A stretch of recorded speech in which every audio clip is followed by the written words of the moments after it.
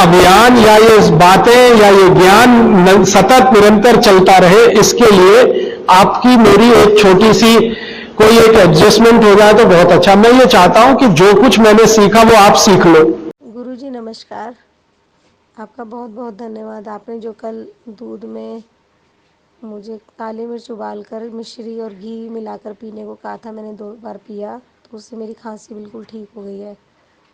साथ में मैंने कहा ज़्यादा टूट रहा है, रात भर ठंड से बुखार चढ़ता रहा, कृपया करके उसका उपाय भी ताकि मैं आज अभी से ही सर दूँ।